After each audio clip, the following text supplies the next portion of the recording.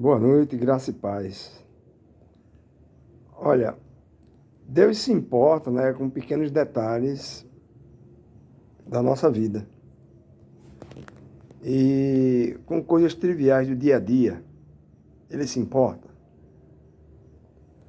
Coisas triviais seria uma dor de cabeça, uma indisposição estomacal, uma dor numa unha, uma dor de ouvido. Deus se importa com essas coisas. Deus se importa com as catástrofes, os furacões, etc. Diante do caos, por que Deus parece ser caprichoso, cuidadoso, obstinado? Quando ele decide intervir mesmo. Então são perguntas que a gente deve fazer. A gente deve perguntar na Bíblia, perguntar aos textos, perguntar a Deus. Então, os pedidos que fazemos a Deus, eles vão se encaixar em duas categorias, ou uma ou outra. Problemas, que são aquilo que a gente não pode resolver, que precisa verdadeiramente de uma intervenção de Deus, um milagre, podemos dizer assim. E o outro são coisas triviais, coisas comuns. Então, os nossos pedidos vai cair ou numa categoria ou noutra categoria. Nosso instinto, ele nos leva a clamar a Deus quando surge um problema. Né? Quando surge um problema, nosso instinto nos leva a clamar a Deus. E ninguém pensa se tem serenidade, intimidade suficiente com Deus ou não para pedir alguma coisa. Na hora que você vai pedir, você não se examina, mas será que eu tenho intimidade com Deus verdadeiramente para pedir isso? Não, você simplesmente você quer a ajuda de Deus por saber que Ele é um poder maior. É só nisso que você pensa. Então, se Deus pode, né, se Deus pode influenciar o curso da história, então se Ele está disposto a curar resfriados, dores de cabeça e a providenciar vaga no estacionamento, né? Tem gente que sai para um lugar que sabe que vai ser difícil estacionar e fica orando, Senhor, providencia uma vaga para me estacionar, né? Quando eu chegar lá, tem coisas desse tipo. Eu nunca fiz essa oração, mas eu sei que tem. Eu sei que existem pessoas que fazem essa oração. Então, se Deus pode influenciar o curso da história e Ele está disposto a se envolver com essas coisas triviais, a pergunta que cabe aqui, e aí a gente tem que perguntar mesmo, né? Por que Deus não impediu que o campo de concentração nazista, lá de Auschwitz, existisse? E por que ele não impediu também que os Estados Unidos da América jogasse uma bomba atômica sobre Hiroshima? Isso aí eram problemas e não coisas triviais. Triviais é dor na unha, é gases, é cólica, é uma dorzinha de cabeça.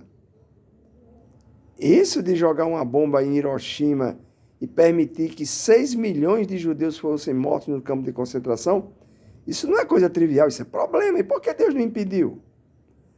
São perguntas. Então, essas são coisas repugnantes, imoral, sem ética, que causa nojo, que nos faz perguntar: por que, Senhor? Por que não interferisse nesses problemas? Que não são triviais. Só tu podia resolver. Por que não mudasse o rumo desses acontecimentos? São perguntas que ficam no ar. Mas devemos fazer e procurar respostas. Porque isso está envolvido muitas vezes num certo mistério, né? Certo mistério da oração e desse diálogo com Deus. São perguntas que muitas vezes ficam sem respostas, mas eu vou mais além. Ficam sem resposta porque nós não procuramos as respostas. E eu garanto para você que na Bíblia tem respostas para todas essas perguntas que eu fiz aqui. Todas. Não tenha dúvida, né? A Bíblia é interpretada pela própria Bíblia, é a primeira regra da hermenêutica, que é o estudo sobre a interpretação correta da Bíblia. Então, a gente vai encontrar essa resposta na Bíblia, em todo o contexto bíblico. Então, quando oramos implorando pela intervenção de Deus, seja qual for a categoria, que os nossos pedidos estejam envolvidos, que sejam problemas ou coisas triviais, não podemos considerar que seja um pedido fútil, sem valor, sem importância. Nem estamos pedindo por mágica, né? Mas estamos pedindo, quando oramos, pelo mínimo de misericórdia da parte de Deus para conosco. Então, será que a oração é apenas um jeito simples de ter comunhão com Deus? Por que orar pedindo a cura? Para que orar para alguém conseguir um emprego ou orar pela salvação de outra pessoa? Quando oro por outra pessoa, é porque me sinto incapaz de fazer qualquer coisa para ajudá-la? E talvez a oração ajude? Será que eu estou orando quando eu deveria estar agindo? São perguntas, né? Então, muitas vezes, né, os pastores, eles vão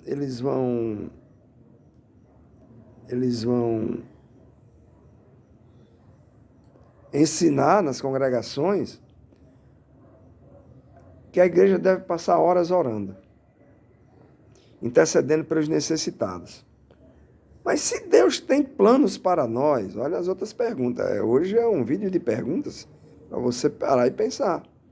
Se Deus tem planos para nós, sabe do que precisamos e sabe o que é melhor para nós, por que passar horas orando e pedindo para Ele fazer o contrário?